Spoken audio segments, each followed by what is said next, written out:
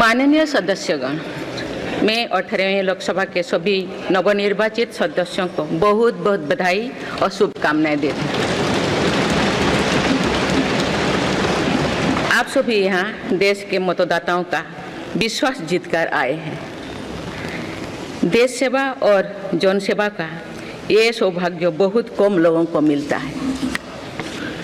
मुझे पूरा विश्वास है आप राष्ट्र प्रथम की भावना के साथ अपना दायित्व निभाएंगे, 140 करोड़ देशवासियों की आकांक्षाओं की पूर्ति का माध्यम बनेंगे।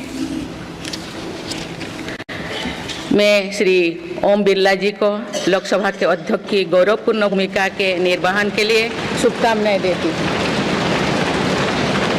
उनके पास सार्वजनिक जीवन का बहुत व्यापक अनुभव है। मुझे विश्वास है कि वे लोकतांत्रिक परंपराओं को अपने कौशल से नई ऊंचाई से देने में सफल होंगे। माननीय सदस्यगण, मैं आज कोटि कोटि देशवासियों को की तरफ से भारत के चुनाव आयोग का भी आभार व्यक्त करती हूँ। ये दुनिया का सबसे बड़ा चुनाव था। करीब 64 करोड़ मतदाताओं ने उत्साह और उमंग के साथ अपना कर्तव्य निभाया है। इस बार भी महिलाओं ने बढ़ चढ़कर मतदान में हिस्सा लिया है। इस चुनाव की बहुत सुखद तस्वीर जम्मू कश्मीर में भी सामने आए हैं। कश्मीर घाटी में वोटिंग के अनेक दशकों के रिकॉर्ड टूटे हैं। बीते 4 दशकों में कश्मीर में हमने बंद और हड़ताल के बीच कम मतदान का दौर ही देखा था। भारत के दुश्मन इसको वैश्विक मंचों पर जम्मू कश्मीर की राय के रूप में दुष्प्रचारित करते रहे, लेकिन इस बार कश्मीर घाटी ने देश और दुनिया में ऐसे हार ताकत को करारा जवाब दिया है। पहली बार इस लोकसभा चुनाव में घर पर जाकर भी मतदान कराया गया है। मैं लोकसभा चुनाव से जुड़ी हर कर्मी को सराहना करती हूं और अभिनंदन करती हूं।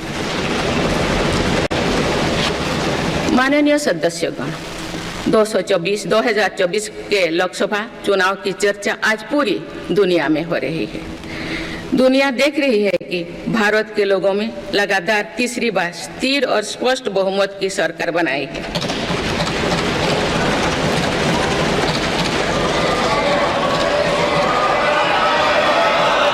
छह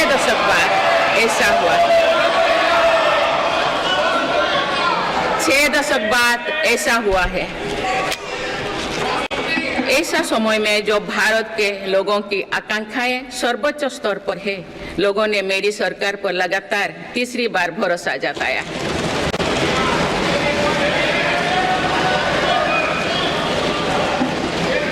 भारत के लोगों को ये पूर्ण विश्वास है कि उनकी आकांक्षाएं सिर्फ मेरी सरकार ही पूरा कर सकती है।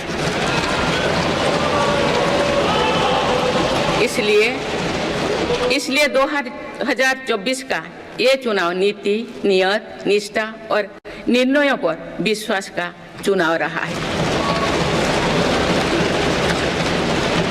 मजबूत और निर्णायक सरकार में विश्वास, सुशासन, स्थिरता और निरंतरता में विश्वास, ईमानदारी और कड़ी मेहनत में विश्वास, सुरक्षा और समृद्धि में विश्वास,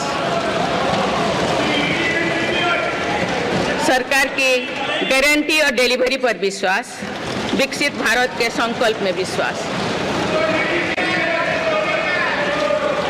मेरी सरकार ने 10 वर्षों से सेवा और सुशासन का जो मिशन चलाया है, ये उस पर मुहर है। ये जनादेश है कि भारत की विकसित बनाने का काम बिना रुके चलता रहे और भारत अपने लक्ष्यों की प्राप्ति करते रहे।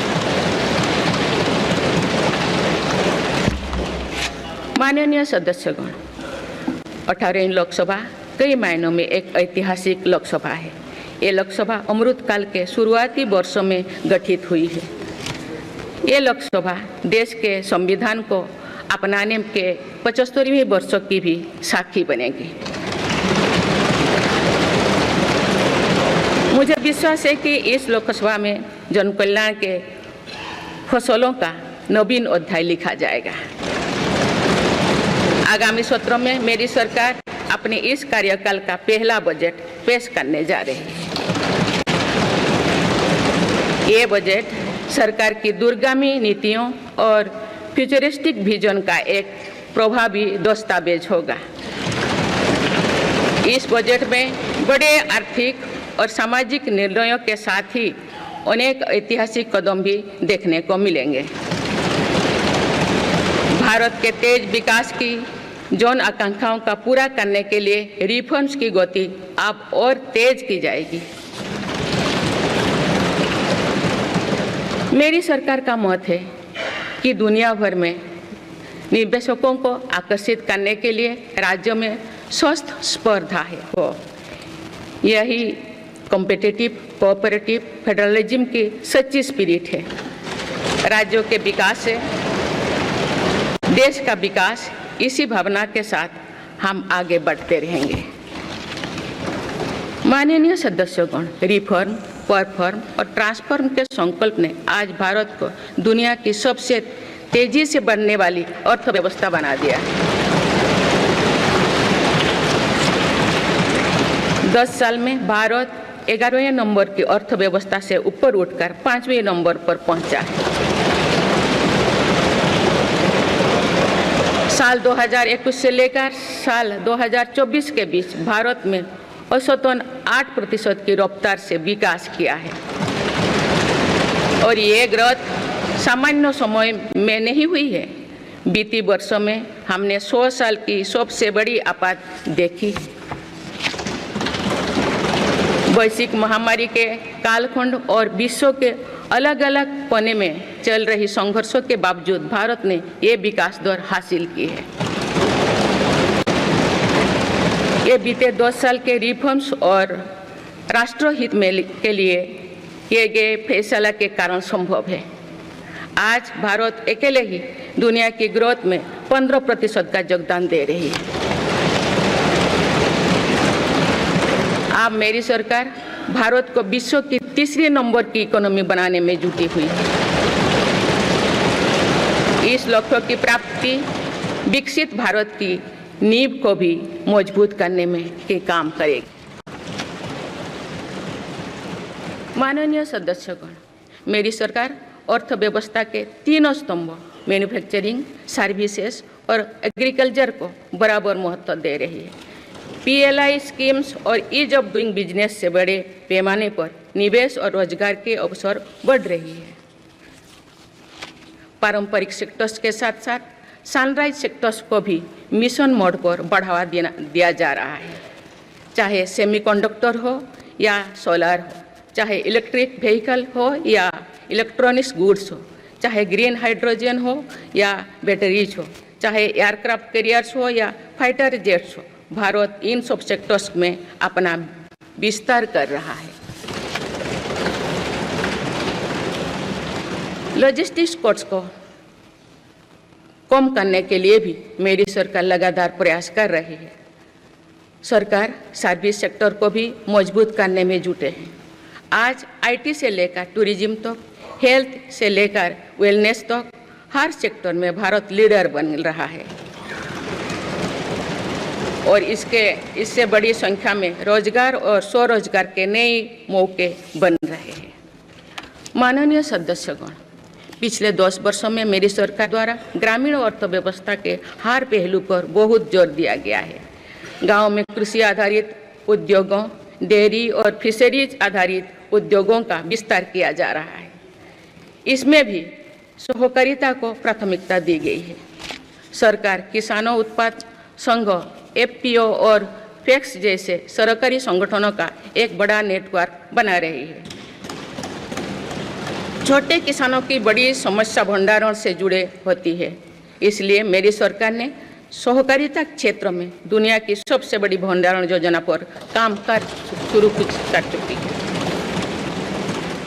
किसान अपने छोटे खर्चे पूरे करने के लिए इसके लिए PM किसान सम्मान निधि के तहत उन्हें 3,20,000 करोड़ रुपये से ज़्यादा राशि दे सकते हैं। मेरी सरकार के नए कार्यकाल के शुरुआत दिनों से ही किसानों को 20,000 करोड़ रुपया से अधिक की राशि ट्रांसफर की जा चुकी है। सरकार ने खरीफ फसलों के लिए एमएसपी में भी रिकॉर्ड वृद्धि की है। माननीय सदस्यगण, आज का भारत अपनी वर्तमान जरूरतों को ध्यान में रखते हुए अपनी कृषि व्यवस्था में बदलाव कर रहा है। हम ज़्यादा से ज़्यादा आत्मनिर्भर हो और ज़्यादा से ज़्यादा निर्यात से किसानों की आमदनी बढ़े, इस सोच के साथ नीतियाँ बनाई गई है, निर्णय लिए गए हैं। जैसे भारत दलहन और तिलहन में दूसरे देशों पर निर्भरता कम करने के लिए देश के किसानों को हर संभव मदद दे रहे हैं। ग्लोबल मार्केट में किस तरह के फूड प्रोडक्ट की डिमांड ज़्यादा है, इसके आधार पर नई रणनीति बनाई जा रही है। आजकल ऑर्गेनिक उत्पादों को लेकर दुनिया में डिमांड तेजी से बढ़ रही है। भारत के किसानों के पास इस डिमांड को पूरा करने के पूरा भरपूर क्षमता है।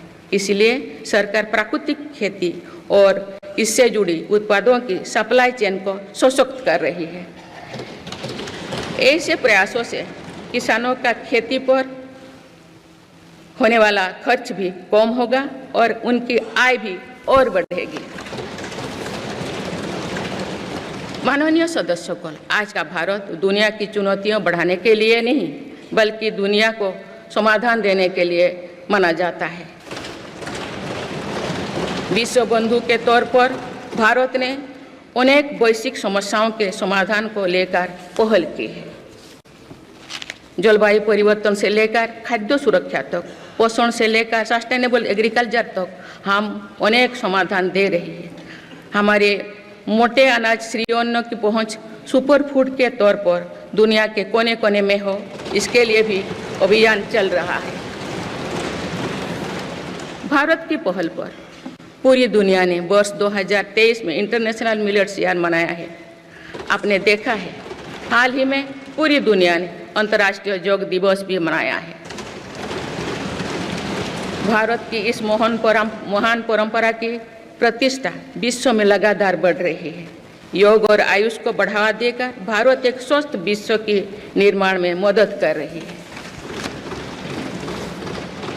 मेरी सरकार ने रिन्यूएबल एनर्जी की क्षमता भी कई गुना बढ़ाई है।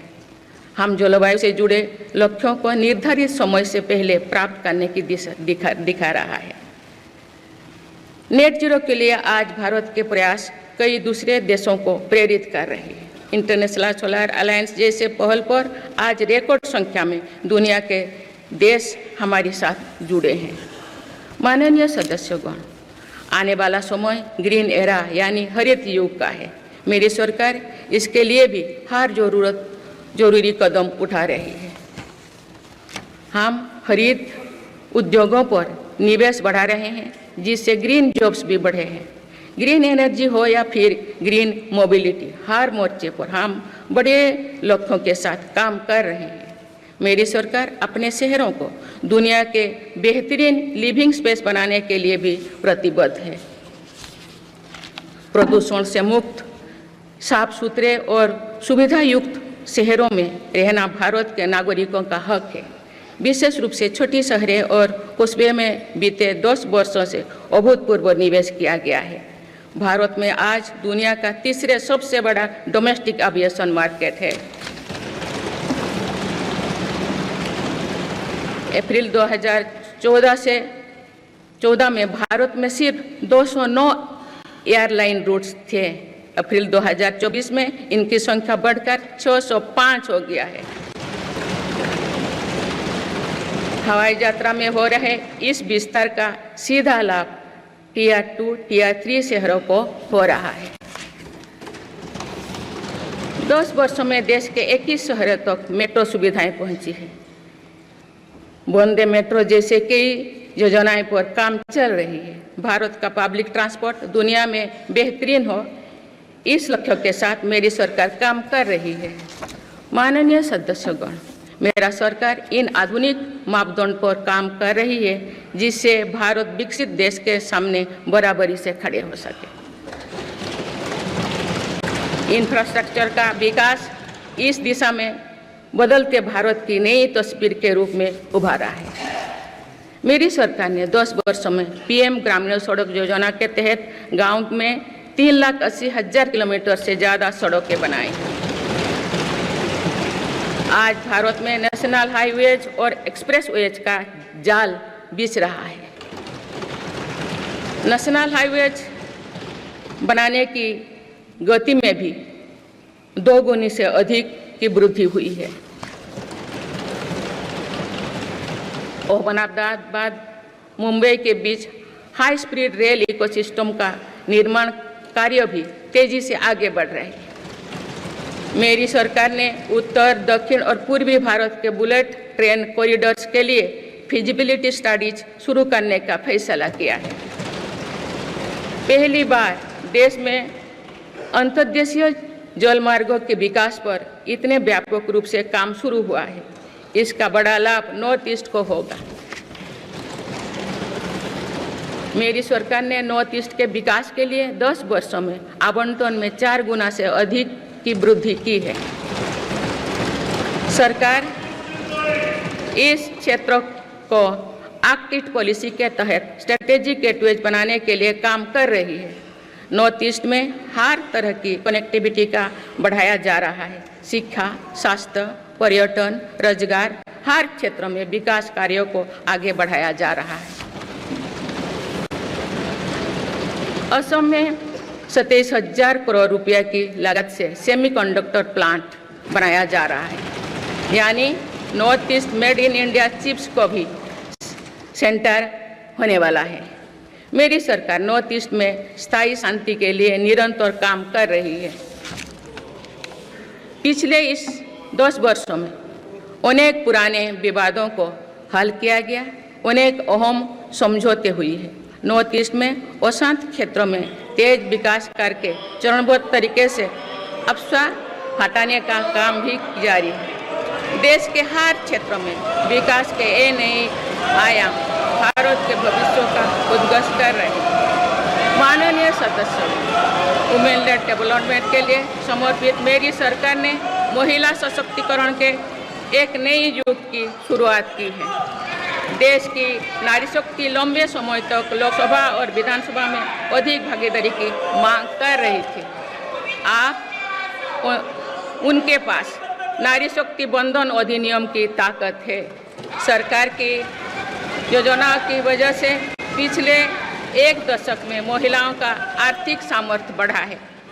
आप जानते हैं कि बीते 10 वर्षों में बने 4 करोड़ पीएम आवास में से ज़्यादातर महिलाओं के नाम ही आवंटित हुई है। आप तीसरी कार्यकाल के शुरुआत में ही सरकार ने 3 करोड़ नए घर बनाने की स्वीकृति दे दी है। इनमें से भी अधिकतर घर महिलाओं के नाम पर ही आवंटित होंगे। बीते 10 वर्षों में 10 करोड़ महिलाएं सेल्फ हेल्प ग्रुप्स से जुड़े हैं। मेरी सरकार ने 3 करोड़ महिलाओं को लखपति दीदी बनाने के लिए व्यापक अभियान चलाए हैं। इसके लिए सेल्फ हेल्प ग्रुप्स को आर्थिक मदद भी बढ़ाई जा रही है। सरकार का प्रयास है कि महिलाओं का कौशल बढ़े, कमाई के साधन बढ़े और उनका सम्मान भी बढ़े। नमो ड्रोन दीदी योजना इस लक्ष्य की पूर्ति में सहायक बन रही है। इस योजना के तहत हजारों सेल्फ हेल्प ग्रुप्स की महिलाओं को ड्रोन दिए जा रहे हैं। ड्रोन पायलट बनने की ट्रेनिंग भी दी जा रही है। मेरी सरकार ने हाल ही में कृषि खेती सखी कार्यक्रम भी शुरू किया है। इसके तहत अभी तक सेल्फ हेल्प ग्रुप्स की 30,000 महिलाओं को कृषि सखी के रूप में प्रमाण पत्र दिए गए हैं। कृषि सखियों को आधुनिक खेती की तकनीक में प्रशिक्षण किया जा रहा है ताकि वे कृषि को और आधुनिक बनाने में किसानों की मदद कर सकें।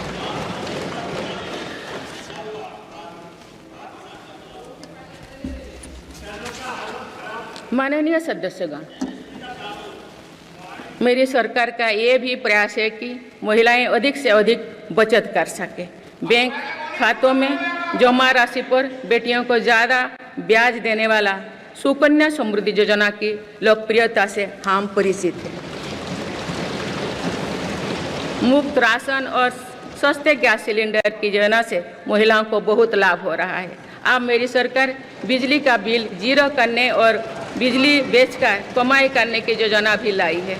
पीएम सूर्यघर मुफ्त बिजली योजना के तहत घर की छत पर सोलर पैनल लगाए जा रहे हैं। इसके लिए मेरी सरकार प्रति परिवार 78,000 रुपया तक की मदद कर रही है। इतने कम समय में 1 करोड़ से ज़्यादा परिवार इन योजना में रजिस्टर कर चुके हैं। जिन घरों में सोलर पैनल लग चुके हैं, अब वहां बिजली का बिल जीरो हो गया है। माननीय सदस्यगण, विकसित भारत का निर्माण तभी संभव है जब देश के गरीब, युवा, नारी शक्ति और किसान सशक्त होंगे। इसलिए मेरी सरकार की योजनाओं में सर्वोच्च प्राथमिकता इन्हीं 4 स्तंभों को दी जा रही है। हमारी कोशिश इन तो हर सरकारी योजना का लाभ पहुंचाने की है और यही सैचुरेशन को की अप्रोच भी है। जो भारत इस इच्छा शक्ति के साथ काम कर रही है कि सरकारी योजना से एक भी व्यक्ति छूटे नहीं, तो इसका लाभ सभी को होता है। सरकार की योजनाओं एवं सैचुरेशन अप्रोच के कारण ही 10 वर्षों में 25 करोड़ भारतीय गरीबी से बाहर निकले हैं। इसमें अनुसूचित जाति, अनुसूचित जनजाति, पिछले वर्ग, हर समाज, हर क्षेत्र के परिवार है। 10 वर्षों में लास्ट माइल डिलीवरी पर फोकस ने इन वर्गों का जीवन बदल दिया है। विशेषकर आदिवासी समाज में ये बदलाव और भी स्पष्ट नजर आ रहा है। 24,000 करोड़ रुपया से अधिक की पीएम जनमन जैसी योजना आज अति पिछड़े जनजातीय समूह के उत्थान का माध्यम बन रही है। सरकार पीएम सूरज पटल के माध्यम से वंचित वर्गों तक आजीविका के अवसरों को पहुंचाने के लिए सुलभ ऋण भी उपलब्ध करा रही है। मेरी सरकार दिव्यांग भाइयों और बहनों के लिए किफायती और स्वदेशी सहायक उपकरण विकसित कर रही है। देश भर में प्रधानमंत्री दिव्याशा केंद्रों का भी विस्तार किया जा रहा है। वंचितों की सेवा का ये संकल्प ही सच्चा सामाजिक न्याय है। माननीय सदस्यगण, देश की श्रम शक्ति के सम्मान के लिए श्रमिक बंधुओं का कल्याण और सशक्तिकरण मेरी सरकार की प्राथमिकता है। मेरी सरकार श्रमिकों के लिए सामाजिक सुरक्षा योजनाओं को एकीकृत कर रही है। डिजिटल इंडिया तथा डाकघरों के नेटवर्क का उपयोग करके दुर्घटना और जीवन बीमा के कवरेज को बढ़ाने का काम हो रहा है। पीएम स्वनिधि का विस्तार किया जाएगा और ग्रामीणों और सेमी अर्बन क्षेत्रों के रेहड़ी पटरी वाले भाइयों बहनों को भी इसके दायरे में लाया जाएगा। माननीय सदस्यगण, बाबा साहेब डॉक्टर भीमराव अंबेडकर का मानना था कि किसी भी समाज की प्रगति समाज के निचले तबके की प्रगति पर निर्भर करती है। पिछले 10 वर्षों में राष्ट्र की उपलब्धियों और विकास का आधार गरीब का सशक्तिकरण रहा है। मेरी सरकार ने पहली बार गरीब को ये एहसास करवाया कि सरकार उनकी सेवा में है। कोरोना के कठिन समय में सरकार ने 80 करोड़ लोगों को मुफ्त राशन देने के लिए पीएम गरीब कल्याण अन्न योजना शुरू की। इस योजना का लाभ उन परिवारों को भी मिल रहा है जो गरीबी से बाहर निकले हैं, ताकि उनके कदम वापस पीछे ना जाए। स्वच्छ भारत अभियान में भी गरीब के जीवन की गरिमा से लेकर उसके स्वास्थ्य तक का राष्ट्रीय महत्व का विषय बनाया है। पहली बार देश में करोड़ों गरीबों के लिए शौचालय बनाया गया है। ये प्रयास हमें आश्वस्त करते हैं कि देश आज महात्मा गांधी के आदर्शों का सच्चे अर्थों में अनुसरण कर रहा है। मेरी सरकार 55 करोड़ लाभार्थियों को आयुष्मान भारत योजना के तहत मुफ्त स्वास्थ्य सेवाएं भी उपलब्ध करवाए हैं। देश में 25,000 जन औषधि केंद्रों को खोलने का काम भी तेजी से चल रहा है। आप इस क्षेत्र में सरकार एक और निर्णय लेने जा रही है। आप आयुष्मान भारत योजना के तहत मुफ्त इलाज का लाभ 70 वर्षों से अधिक उम्र के सभी बुजुर्गों को भी मिलेगा। माननीय सदस्यगण, अक्सर विरोधपूर्वक मानसिकता और संकीर्ण स्वार्थ के कारण लोकतंत्र की मूल भावना का बहुत अहित हुआ है। इसका प्रभाव संसदीय प्रणाली पर भी पड़ता है और देश की विकास यात्रा पर भी पड़ता है। देश में कई दशकों तक अस्थिर सरकार के दौर में कई सरकारें चाहते हुए भी ना रिफॉर्म कर पाए और ना ही आवश्यक निर्णय ले पाए। भारत की जनता ने निर्णायक बनकर इस स्थिति को बदला है। बीते 10 वर्षों में ऐसे अनेक रिफॉर्म्स हुई है जिनका बहुत लाभ देश को आज मिल रहा है।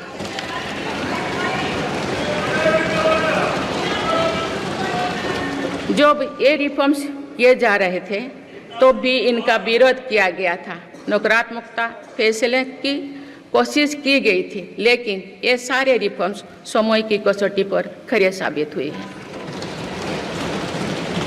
2 साल पहले भारत के बैंकिंग सेक्टर को डूबने से बचाने के लिए सरकार ने बैंकिंग रिफॉर्म्स किए, IBC जैसी कानून बनाए। आज इन्हीं रिफॉर्म्स ने भारत के बैंकिंग सेक्टर को दुनिया के सबसे मजबूत बैंकिंग सेक्टर में से एक बना लिया। हमारे सार्वजनिक क्षेत्रों के बैंक आज मजबूत और लाभदायक है। सार्वजनिक क्षेत्रों के बैंकों के लाभ 2023-24 में 1.4 लाख करोड़ रुपये को पार कर गया, जो पिछले वर्षों की तुलना में 35% अधिक है। हमारे बैंकों की मजबूती उन्हें ऋण आधार का विस्तार करने और राष्ट्र के आर्थिक विकास में योगदान करने के लिए सक्षम बनाती है। सरकारी बैंकों का NPA भी लगातार कम हो रही है। आज SBI रिकॉर्ड मुनाफे पर है।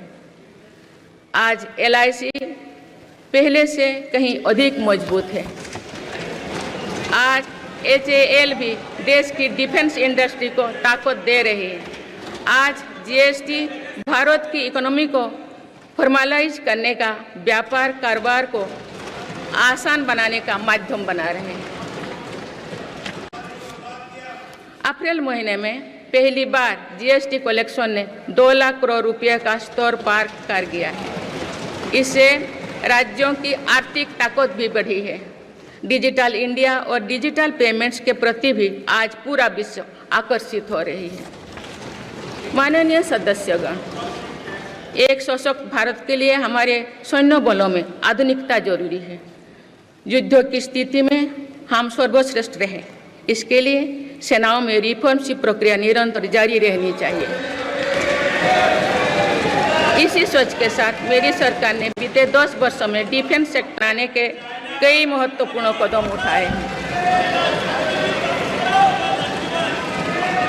ऑर्डिनेंस फैक्ट्रीज के रिफॉर्म से डिफेंस सेक्टर को बहुत लाभ हुआ है। 40 से अधिक ऑर्डिनेंस फैक्ट्रीज को 7 निगमों में संगठित करने से उनकी क्षमता और दक्षता दोनों बढ़ी है। ऐसे ही रिफॉर्म्स के कारण भारत आज 1 लाख करोड़ रुपये से अधिक की डिफेंस मैन्युफैक्चरिंग कर रहा है। पिछले एक दशक में हमारे डिफेंस एक्सपोर्ट 18 गुना अधिक होकर 21,000 करोड़ रुपया तक पहुंच चुका है।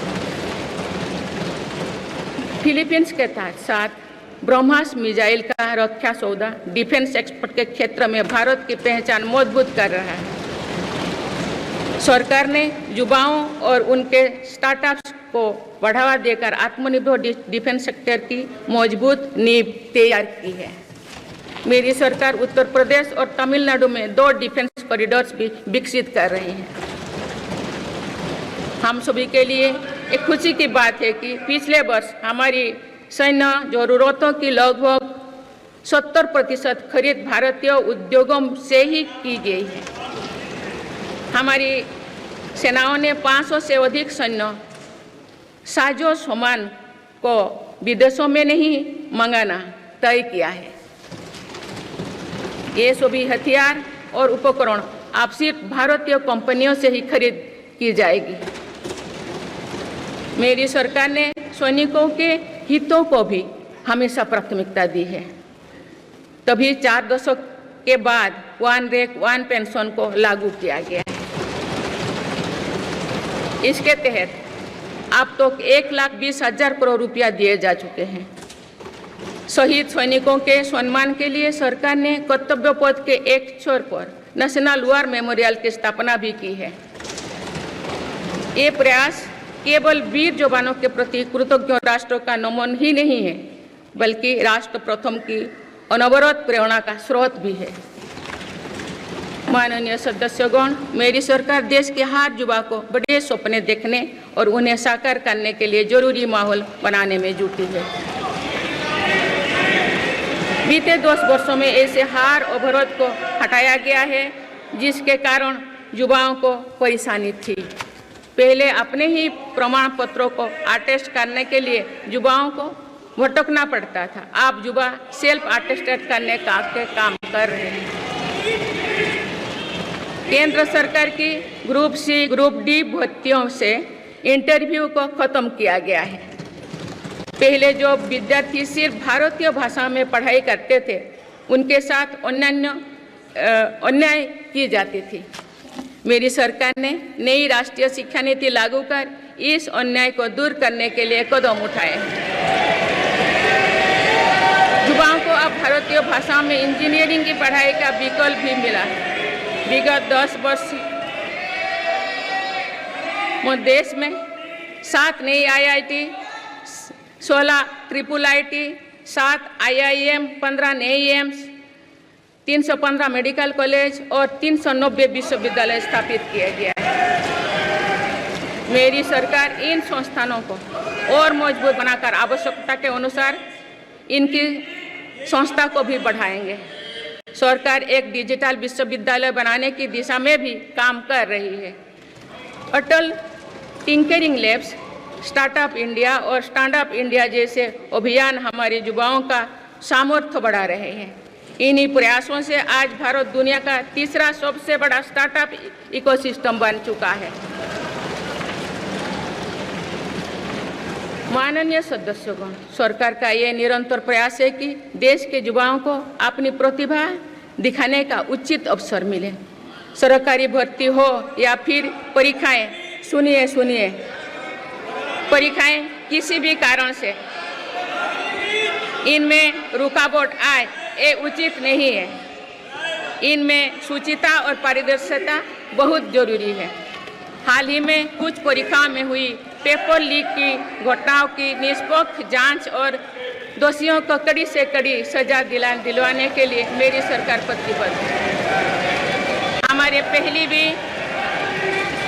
इससे पहले भी हमने देखा है कि कई राज्यों में पेपर लीक की घटनाएं होती रही है। इस पर दलीय राजनीति से ऊपर उठकर देशव्यापी ठोस उपाय करने की जरूरत है। संसद ने भी परीक्षा में होने वाली गड़बड़ियों के विरुद्ध एक सख्त कानून बनाया है। मेरी सरकार परीक्षाओं से जुड़ी संस्थाओं, उनके कामकाज के तरीके, परीक्षा प्रक्रिया सभी में बड़ी सुधार करने की दिशा में काम कर रही है। माननीय सदस्यगण, मेरी सरकार ने युवाओं की राष्ट्र निर्माण में भागीदारी और बढ़ाने के लिए मेरा युवा भारत माय भारत अभियान की शुरुआत भी की है। इसमें अब तक 1.5 करोड़ से अधिक युवाओं का पंजीकरण हो चुका है। इस पहल से युवा में नेतृत्व कौशल और सेवा भावना का बीजारोपण होगा। आज हमारे युवाओं को खेलों में भी आगे बढ़ने के नए अवसर मिल रहे हैं। मेरी सरकार के प्रभावी प्रयासों का परिणाम है कि भारत के युवा खिलाड़ी वैश्विक मंचों पर रिकॉर्ड संख्या में मेडल्स जीत रहे हैं। कुछ ही दिनों बाद पेरिस ओलंपिक्स में भी शुरू होने वाले जा रहे हैं। ओलंपिक्स में देश का प्रतिनिधित्व करने वाले हर खिलाड़ी पर हमें गर्व है। मैं उन्हें अपनी शुभकामनाएं देती हूँ। इन उपलब्धियों को और आगे ले जाने के लिए भारतीय ओलंपिक संघ 2036 ओलंपिक्स खेलों की मेजबानी की तैयारी भी कर रही है। माननीय सदस्यगण, जुलाई की 1 तारीख से देश में भारतीय न्याय संहिता भी लागू हो जाएगी।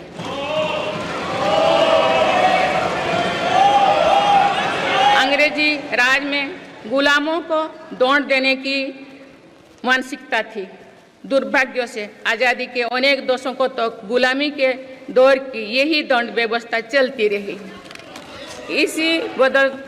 इसे बदलने की चर्चा अनेक दशकों से की जा रही थी, लेकिन ये साहस भी मेरी सरकार ने ही करके दिखाए हैं। अब दंड के जगह न्याय को प्राथमिकता होगी, जो हमारे संविधान की भी भावना है। इन नई कानूनों से न्याय प्रक्रिया में तेजी आएगी। आज जो विदेश अलग अलग क्षेत्रों में गुलामी की मानसिकता से मुक्त पा रहे हैं, तो ये उस दिशा में बहुत बड़ा कदम है और ये हमारे स्वतंत्रता सेनानियों की सच्ची श्रद्धांजलि भी है। मेरा सरकार ने सीएए कानून के तहत शरणार्थियों को नागरिकता देना शुरू कर दिया है। इससे बंटवारे से पीड़ित अनेक परिवारों के लिए सम्मान का जीवन जीना तय हुआ है।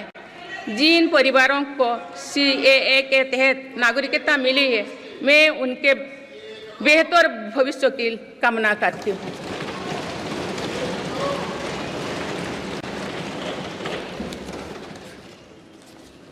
माननीय सदस्यगण, मेरी सरकार भविष्य निर्माण के प्रयासों के साथ ही भारतीय संस्कृति के वैभव और विरासत को फिर से स्थापित कर रही है।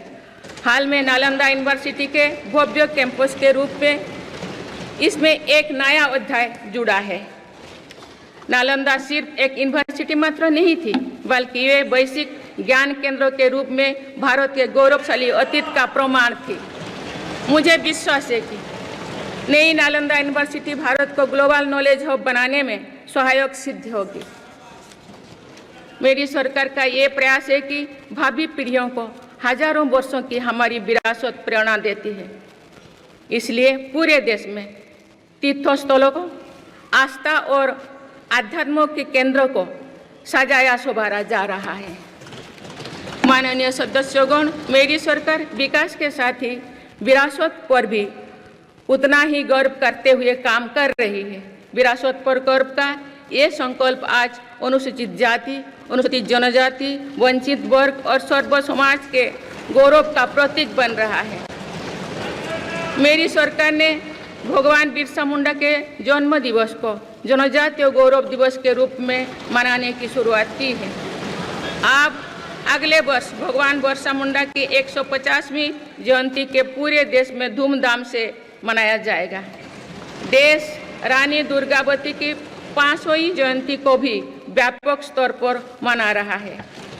पिछले महीने ही देश ने रानी अहिल्याबाई होलकर की 300वीं जयंती का साल भर चलने वाला महोत्सव भी शुरू किया गया है। इससे पहले सरकार गुरु नानक देव जी का 550वां और गुरु गोविंद सिंह जी का 350वां प्रकाश पर्व भी धूमधाम से मना चुके हैं। एक भारत श्रेष्ठ भारत के भाव से काशी तमिल संगमम, सौराष्ट्र तमिल संगमम जैसे उत्सवों की परिपाटी भी मेरी ही सरकार ने शुरू की है। इन आयोजनों से हमारी नई पीढ़ियों को राष्ट्र निर्माण की प्रेरणा मिलती है और राष्ट्र पर गर्व का भाव और मजबूत होता है। माननीय सदस्यगण, हमारी सफलताएं हमारी साझी धरोहर है, इसीलिए उन्हें अपनाने में संकोच नहीं, स्वाभिमान होना चाहिए। आज अनेक सेक्टर्स में भारत बहुत अच्छा प्रदर्शन कर रहा है। ये उपलब्धियां हमें हमारी प्रगति और सफलताओं पर गर्व करने की अपार अवसर देती है। जो भारत डिजिटल पेमेंट्स के मामले में दुनिया में अच्छा प्रदर्शन करता है, तो हमें गर्व होना चाहिए। जो भारत के वैज्ञानिक चंद्रयान को चंद्रमा के दक्षिणी ध्रुव पर सफलता से उतारते हैं, तो हमें गर्व होना चाहिए।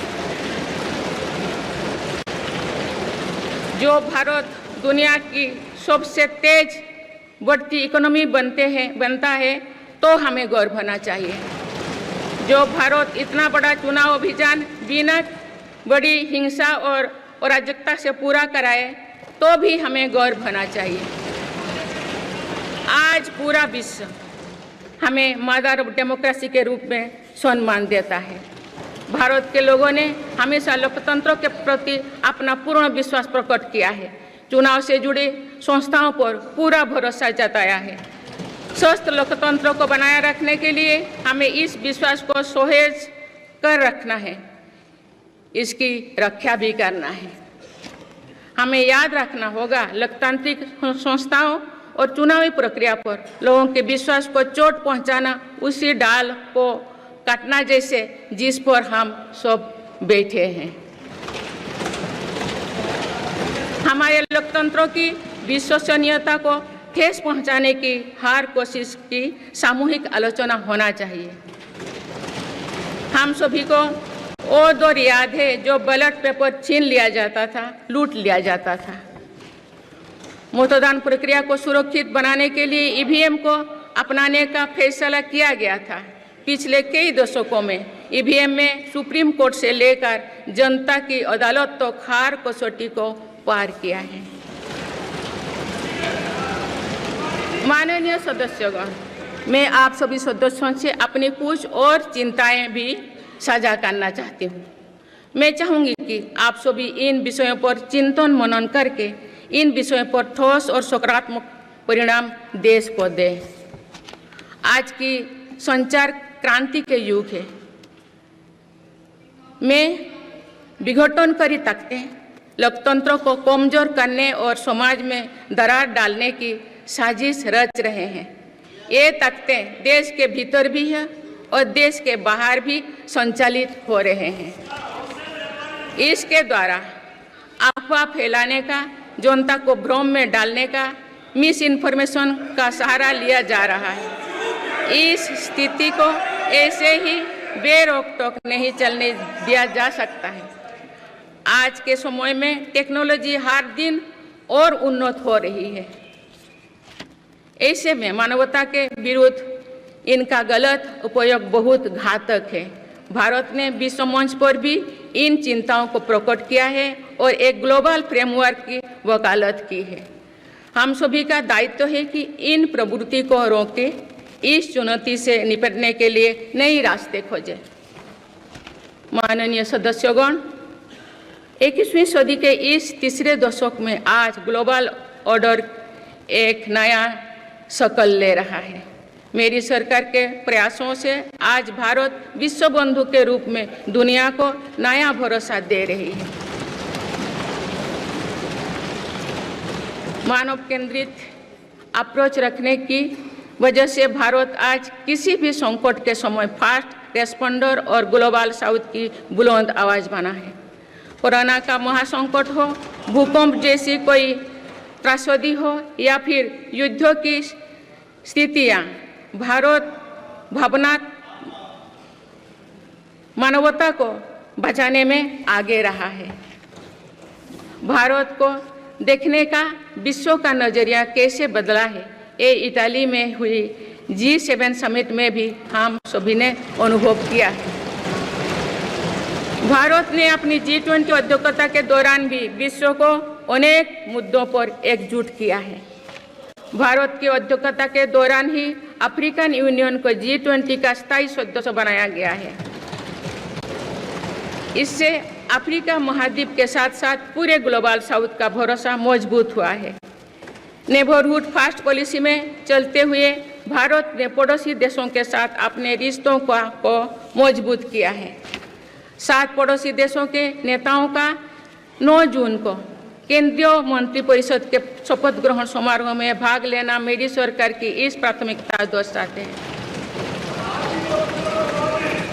भारत सबका साथ सबका विकास की भावना के साथ इंडो पैसिफिक क्षेत्रों के देश के साथ भी सहयोग बढ़ा रही है। पूर्वी एशिया हो या फिर मिडिल ईस्ट और यूरोप, मेरी सरकार कनेक्टिविटी पर बहुल बल दे रही है। भारत के विजन ने ही India Middle East Europe economic corridor को आकार देना शुरू किया है। ये कॉरिडोर 21वीं सदी के सबसे बड़ी गेम चेंजर में एक सिद्ध होगा। माननीय सदस्यगण, आने वाला कुछ महीने में भारत एक गणतंत्र के रूप में 75वें वर्ष पूरी करने जा रहे हैं। भारत का संविधान बीते दशकों में हर कसौटी पर खरा उतरा है। जब संविधान बन रहा था तो भी दुनिया में ऐसे ताकतें थे जो भारत के असफल होने की कामना कर रही थी। देश में संविधान लागू होने के बाद भी संविधान पर अनेक बार हमले हुए हैं। आज 27 जून है। 25 जून 1975 को लागू हुआ आपातकाल संविधान पर सीधे हमले का सबसे बड़ा और काला अध्याय था।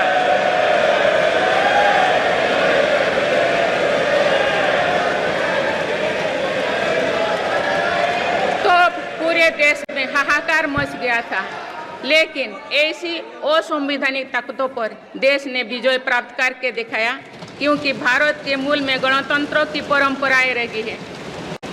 मेरी सरकार भी भारत के संविधान को सिर्फ राजकाज का माध्यम भर नहीं मानती, बल्कि हमारा संविधान जन चेतना का हिस्सा हो, इसके लिए हम प्रयास कर रहे हैं। इसी ध्येय के साथ मेरी सरकार ने 26 नवंबर को संविधान दिवस के रूप में मानना शुरू किया है। आप भारत के उस भूभाग हमारे जम्मू कश्मीर में भी संविधान पूरी तरह लागू हो गया है, जहां आर्टिकल 370 की वजह से स्थितियां कुछ और थी। माननीय सदस्यगण, राष्ट्र की उपलब्धियों के निर्धारण इस बात से होता है कि हम अपने दायित्वों का निर्वहन कितनी निष्ठा से कर रहे हैं। 18 लोकसभा में कई नए सदस्य पहली बार संसदीय प्रणाली का हिस्सा बने हैं। पुराने सदस्य भी नए उत्साह के साथ आए हैं।